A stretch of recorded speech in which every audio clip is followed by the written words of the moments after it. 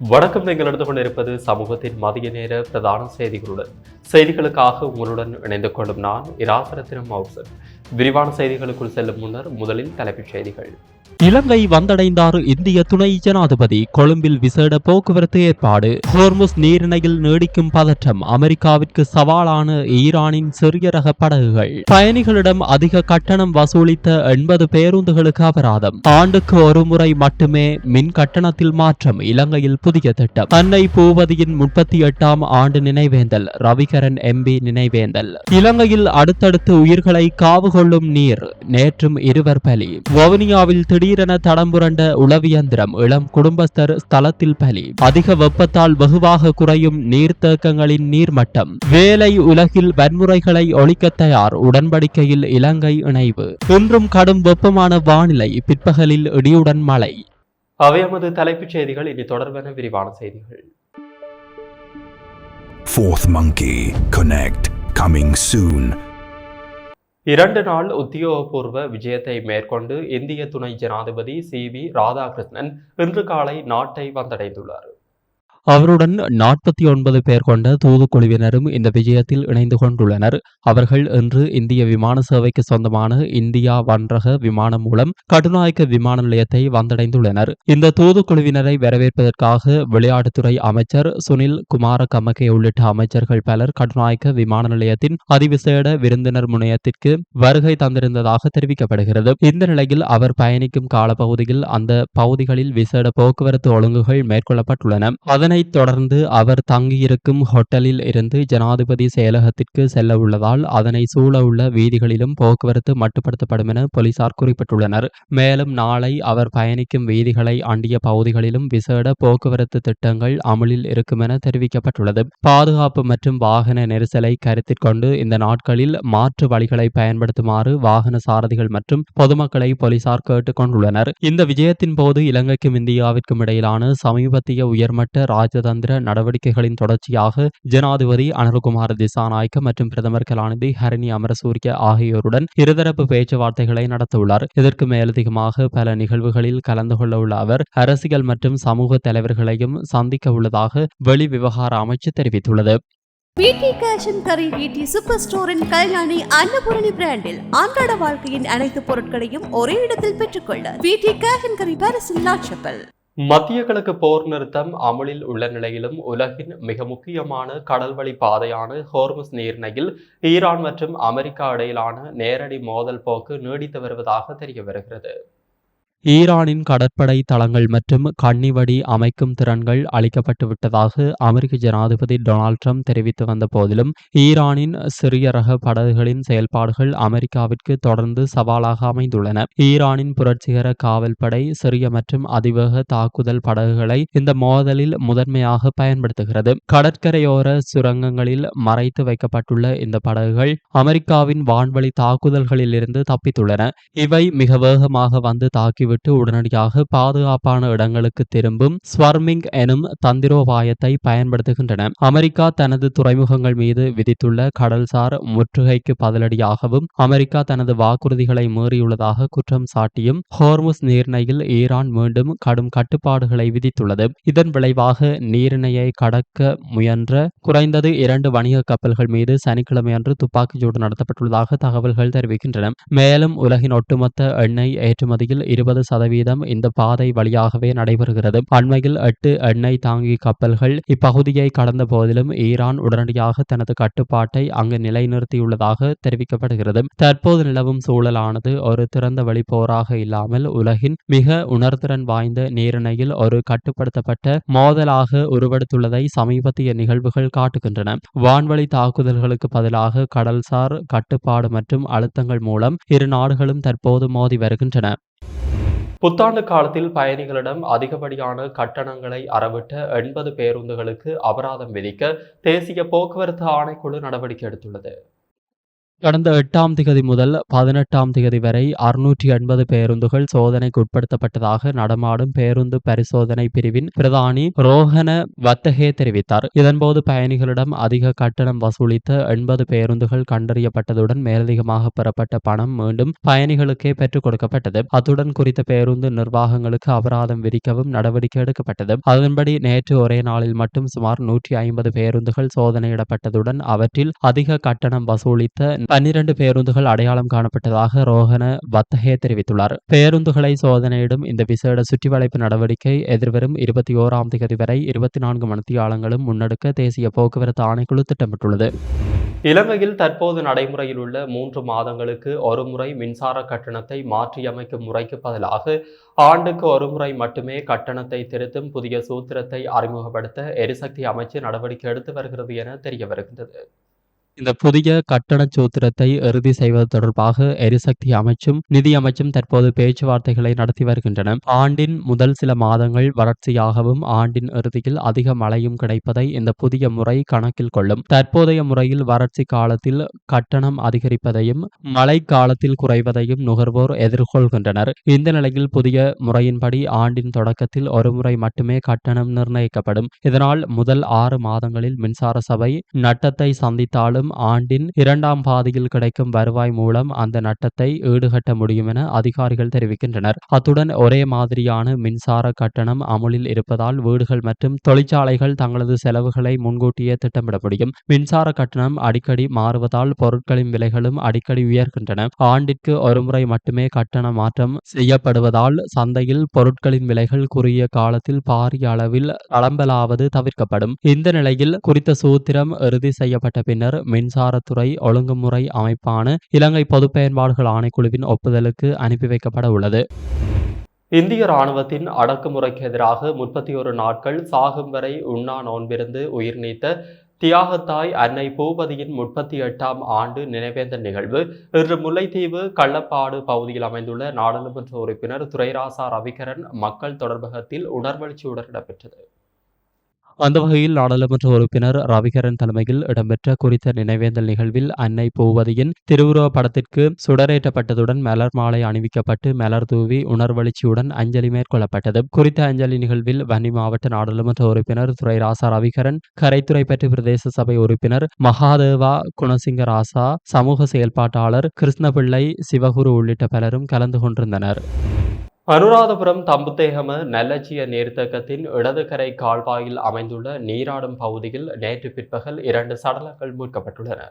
உயிரிழந்தவர்கள் 19 மற்றும் 30 வயதுடைய பெந்திவெவ மற்றும் திம்பிரி கஸ்கடவெல ஆகிய பகுதிகளை சேர்ந்தவர்கள் என அடையாளம் காணப்பட்டுள்ளனர். அவர்கள் நீராட சென்றிருந்த போதே இந்த விபத்துக்குள்ளாகியுள்ளமை ஆரம்பகட்ட விசாரணைகளில் தெரிய வந்துள்ளது. சடலங்கள் மரண பரிசோதனைக்காக தம்புத்தேகம வைத்தியசாலையின் பிரேத அறையில் வைக்கப்பட்டுள்ளன. சம்பவம் தொடர்பாக தம்புத்தேகம போலீசார் மேலதிக விசாரணைகளை மேற்கொண்டு வருகின்றனர். இதேவேளை நேற்று நண்பகல் அனுராதபுரம் திசா வெவவில் நீராடி கொண்டிருந்த போது நீரில் மூழ்கிய நபர் ஒருவர் போலீஸ் உயிர்காக்கும் பிரிவினர் மீட்கப்பட்டுள்ளார். இவ்வாறு மீட்கப்பட்டவர் பண்டாரவளை பகுதியை சேர்ந்த 27 வயதுடையவர் என்பது குறிப்பிடத்தக்கது. அவருக்கு முதலுதவி வழங்கப்பட்ட பின்னர் மேலதிக சிகிச்சைக்காக அனுராதபுரம் வைத்தியசாலையில் அனுமதிக்கப்பட்டுள்ளதாக போலீசார் தெரிவித்தனர். இந்த நிலையில் இலங்கையில் சித்திரை புத்தாண்டு விடுமுறை காலமான கடந்த 5 நாட்களில் மாத்திரம் நீர்நிலைகளில் நீராடச் சென்ற 20 பேர் உயிரிழந்துள்ளதாக போலீஸ் ஊடக பேச்சாளர் தெரிவித்துள்ளார். கடந்த ஏப்ரல் மாதம் 12ஆம் தேதி முதல் 16ஆம் தேதி வரையான காலப்பகுதியில் நாடளாவிய ரீதியில் உள்ள ஆறுகள், குளங்கள் மற்றும் கடற்கரை பகுதிகளில் இந்த அனர்த்தங்கள் பதிவாகியுள்ளன. இதேவேளை தொடர்ந்தும் இவ்வாறான சம்பவம் பதிவாகி வருகின்றமை சோகத்தை ஏற்படுத்தியுள்ளது. வவுனியா வடக்கு மதியாமடு பகுதியில் உளவியந்திரம் கவிழ்ந்ததில் இளம் குடும்பஸ்தர் ஒருவர் உயிரிழந்துள்ளார். குறித்த துயர சம்பவம் நேற்று இடம்பெற்றுள்ளது. உயிரிழந்த நபர் தேவை நிமித்தம் உளவியந்திரத்தை செலுத்தி சென்றுள்ளார். இதன்போது கட்டுப்பாட்டை இழந்த உளவியந்திரம் திடீரென தடம்புரண்டு விபத்துக்குள்ளாகியுள்ளது. விபத்தில் அதனை செலுத்தி சென்ற சாரதி சம்பவ இடத்திலேயே உயிரிழந்துள்ளார். இந்த விபத்தில் 29 வயதான இளம் குடும்பஸ்தரை உயிரிழந்துள்ளார். சம்பவம் தொடர்பாக புளியங்குளம் போலீசார் மேலதிக விசாரணைகளை முன்னெடுத்து வருகின்றனர். மத்திய மலை நாட்டில் நுவர்லியா மாவட்டத்தில் கடந்த சில நாட்களாக அதிக உஷ்ணம் நிலவி வருவதால் நீர்த்தேக்கங்களின் நீர்மட்டம் வெகுவாக குறைந்து வருகிறது.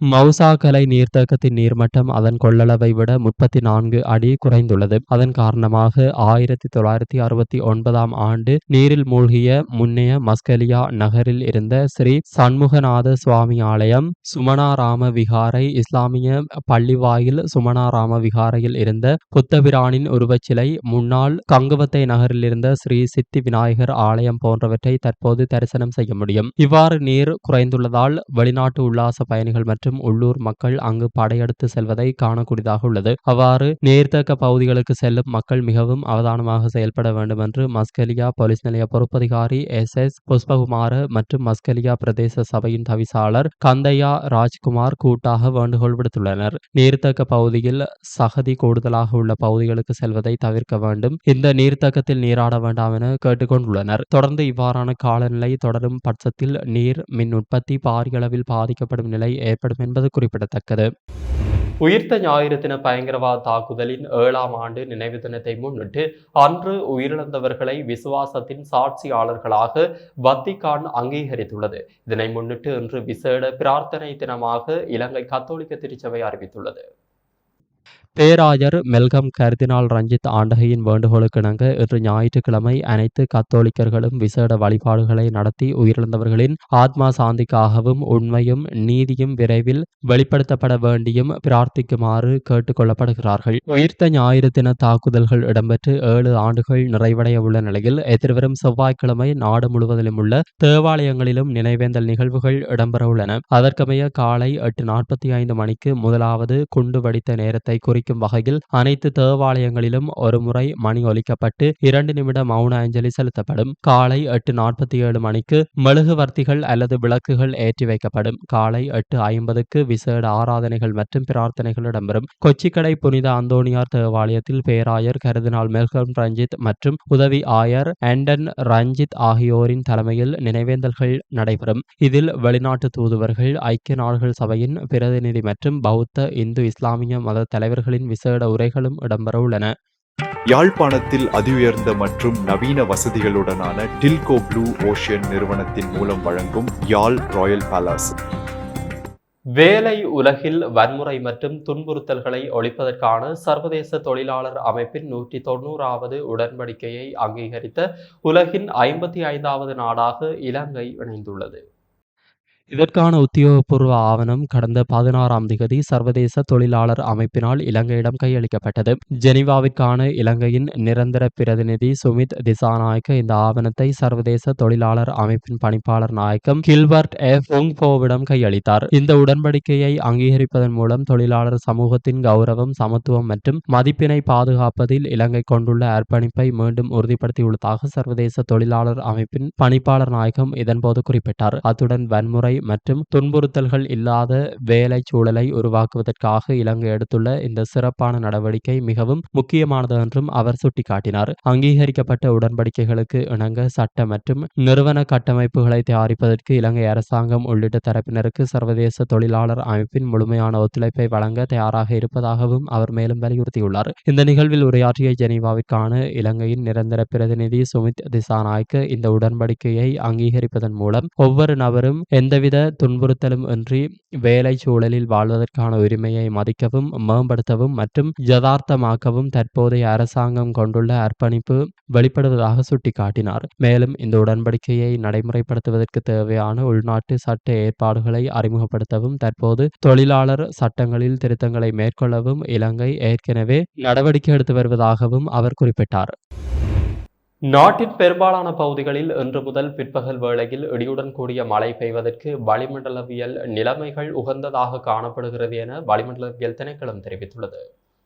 கண்டி, நுவர்லியா, மாத்தளை மற்றும் பதுளை மாவட்டங்கள் தவிர நாட்டின் ஏனைய பிராந்தியங்களில் இன்றும் அதிகரித்த வெப்பநிலை காணப்படும். வடக்கு, வடமத்திய, வடமேல், மேல் சப்ரகமுவ, கிழக்கு மற்றும் தென் மாகாணங்களிலும் மொனராகலை மாவட்டத்திலும் சில இடங்களில் வெப்பமான வானிலை நிலவக்கூடும். இந்த மாவட்டங்களில் வெப்பச்சுட்டன், அதாவது மனித உடலுக்கு உணரப்படும் வெப்பமானது கவனம் செலுத்த வேண்டிய மட்டத்திற்கு அதிகரிக்கக்கூடும் என அந்த திணைக்களம் குறிப்பிட்டுள்ளது. மத்திய சப்ரகமுவ, மேல், வடமேல், வடமத்திய, தென் மற்றும் ஊவா மாகாணங்களின் பல இடங்களிலும் பிற்பகல் 1 மணிக்கு பின்னர் பின்னர் மழை அல்லது இடியுடன் கூடிய மழை பெய்யக்கூடும். சப்ரகமுவ மற்றும் மேல் மாகாணங்களின் சில இடங்களிலும் அத்துடன் காலி மற்றும் மாத்தறை மாவட்டங்களின் சில இடங்களிலும் 50 மில்லிமீட்டர் வரையிலான ஓரளவு பலத்த மழை பெய்யக்கூடும். மன்னார் தொடக்கம் கொழும்பு காலியூடாக ஹம்பாந்தோட்டை வரையான கரையோரத்திற்கு அப்பால் உள்ள கடல் பிராந்தியங்களின் சில இடங்களில் மழை அல்லது இடியுடன் கூடிய மழை பெய்யக்கூடும். கடல் பிராந்தியங்களில் மணித்தியாலத்திற்கு 20 முதல் 30 கிலோமீட்டர் வேகத்தில் தென்கிழக்கு திசையில் இருந்து அல்லது மாறுபட்ட திசைகளில் இருந்து காற்று வீசும். நாட்டை சூழ உள்ள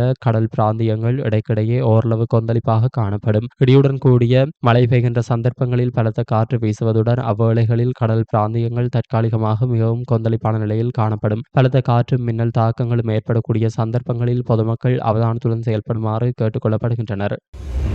கனடாவில் 2022ஆம் ஆண்டு இடம்பெற்ற விபத்தில் தமிழ் குடும்பம் ஒன்று உயிரிழந்த சம்பவத்திற்கு காரணமானவர் குற்றமற்றவர் என நீதிமன்றம் தீர்ப்பு வழங்கியுள்ளதால் பெரும் பரபரப்பு ஏற்பட்டுள்ளது. இந்த நிலையில் உயிரிழந்த தமிழ் குடும்பத்திற்கு சரியான விதத்தில் நீதி வழங்கப்படவில்லை என போராட்டம் ஒன்று கடந்த 17ஆம் தேதி இடம்பெற்றது. கனடாவில் 2022இல் நடைபெற்ற வாகன விபத்தில் தாயும் அவரின் 2 பிள்ளைகளும் கொல்லப்பட்டனர். மேற்படி விபத்துக்கான தீர்ப்பு கடந்த 17ஆம் தேதி வழங்கப்பட்டது. இந்த நிலையில் 3 மரணத்திற்கும் காரணமானவர் குற்றமற்றவர் என நீதிமன்றம் தீர்ப்பு வழங்கி அவரை விடுதலை செய்துள்ளது. இதனால் பெரும் அதிருப்திக்கு ஆளாகிய மக்கள் போராட்டத்தில் ஈடுபட்டனர். 2022 அக்டோபர் 12ஆம் தேதி மார்க்கம் வீதி எல்சன் வீதி சந்திப்பில் ட்ரக்கும் காரும் மோதிக்கொண்டதில் இந்த விபத்து ஏற்பட்டது. மேற்படி விபத்தில் பிள்ளைகள் 2 சம்பவ இடத்தில் உயிரிழந்தனர். தாயார் மருத்துவமனையில் சிகிச்சை பலனின்றி உயிரிழந்தார். பதீரணா புவனேந்திரன், நெலுக்சனா புவனேந்திரன் மற்றும் ஸ்ரீரதி சண்முகநாதன் ஆகிய 3 மரணத்திற்கு காரணமான இந்த விபத்து தொடர்பான வழக்கில் மில்டன் நீதிமன்றம் தனது தீர்ப்பை வழங்கியுள்ளது. விபத்தை ஏற்படுத்திய வாகன சாரதி வாகனம் செலுத்துவதில் அனுபவமிக்கவர் என்றும் காலநிலை காரணமாக நிலவிய அசாதாரண சூழ்நிலையே விபத்துக்கான காரணம் என்றும் குற்றவாளியை குற்றமற்றவர் என விடுதலை செய்ததோடு அவருக்கு எந்தவிதமான தண்டனையும் வழங்காது விட்டமை பெரும் அதிர்ச்சியை ஏற்படுத்தியுள்ளது. தனது குடும்ப அங்கத்தவர்கள் சகலரையும் இழந்த புவனேந்திரன் வழக்கு குறித்தும் உயிரிழந்த தனது மனைவி மற்றும் பிள்ளைகளுக்காக தன்னுடன் இணையுமாறும் சமூக ஊடகங்கள் வாயிலாக அறிவித்திருந்தார். நீண்ட காலமாக வழக்கு விசாரணைகளுக்காக தனித்தே நீதிமன்றம் சென்று வந்தமையையும் தாயகம் சார் நலன்களுக்காக தான் செயல்பட்ட விடயங்கள் குறித்தும் பதிவிட்டிருந்தார். தனது குடும்பத்திற்கு நீதி கிடைக்கும் எனவும் தன்னோடு வந்து இணையுமாறும் அழைத்த அவரின் அழைப்புக்காகவே பெருந்திரளானோர் நீதிமன்றில் திரண்டிருந்தனர். மீண்டும் மேற்படி வழக்கினை விசாரணைக்கு எடுத்துக்கொள்ள வேண்டும் எனவும் தமிழர்களை பிரதிநிதித்துவப்படுத்தும் கனேடிய பாராளுமன்ற பிரதிநிதிகள் இதற்காக குரல் கொடுக்க வேண்டும் எனவும் மக்கள் தெரிவித்துள்ளனர். 3 உயிரிழப்புக்கு காரணமான வாகன சாரதிக்கு 15 ஆண்டுகளுக்கு மேலான சிறை தண்டனை அல்லது ஆயுள் தண்டனை வழங்கப்படும் என்ற விதத்திலேயே மேற்படி வழக்கு தொடர்பான கருத்துக்கள் கடந்த காலங்களில் வெளியாகி இருந்தமை குறிப்பிடத்தக்கது. இத்துடன் சமூகத்தின் மதிய நேர பிரதான செய்திகள் நிறைவடைகின்றன. தொடர்ந்தும் சமூகத்துடன் இணைந்திருங்கள். நன்றி, வணக்கம். எமது RIP பேச்சுக்கு கிடைத்த மரண அறிவித்தல்கள். யாழ்ப்பாணம் இணுவில் கிழக்கு கருணாகர பிள்ளையார் வீதியை பிறப்பிடமாகவும் வதிவிடமாகவும் கொண்டிருந்த திரு தணிகாசலம் ஜெயபாலன் அவர்கள் 18/4/2026 சனிக்கிழமை அன்று காலமானார். யாழ்ப்பாணம் நைனாதீவு 5ஆம் வட்டாரத்தை பிறப்பிடமாகவும் வவுனியா திருநாவற்குளத்தை வதிவிடமாகவும் கொண்டிருந்த திரு கிருஷ்ணபிள்ளை தயானந்தன் ஆனந்தன் அவர்கள் 18/4/2026 சனிக்கிழமை அன்று வவுனியாவில் காலமானார். யாழ்ப்பாணம் சாவகச்சேரியை பிறப்பிடமாகவும் முள்ளியவளை 4ஆம் வட்டாரத்தை வதிவிடமாகவும் கொண்டிருந்த திரு கதிரவேலு பரமேஸ்வரன் அவர்கள் 17/4/2026 வெள்ளிக்கிழமை அன்று காலமானார். யாழ்ப்பாணம் கெனடாவிலை பிறப்பிடமாகவும் வதிவிடமாகவும் கொண்டிருந்த திருமதி சிங்கராசா தங்கரத்னம் தங்கம்மா அவர்கள் 18/4/2026 சனிக்கிழமை அன்று காலமானார். மேலே அறிவிக்கப்பட்ட அனைத்து மரண அறிவித்தல் இறுதிக்கிரியை பற்றிய தகவல்களை அறிந்து கொள்ள ரிப்டோட் பேஜை பார்வையிடுங்கள். இதற்கான லிங்க் கீழிருக்கும் டிஸ்கிரிப்ஷனில் பார்வையிடலாம். இது போன்ற செய்திகளை தெரிந்து கொள்ள சமூகம் நியூஸ் சேனலை சப்ஸ்கிரைப் செய்து அருகில் உள்ள பெல் பட்டனை கிளிக் செய்யுங்கள். மேலும் இது போன்ற செய்திகளை உடனுக்குடன் தெரிந்து கொள்ள சமூகமீடியா.com என்ற இணையதளத்தின் வாயிலாகவும் எங்களுடன் இணைந்திருங்கள்.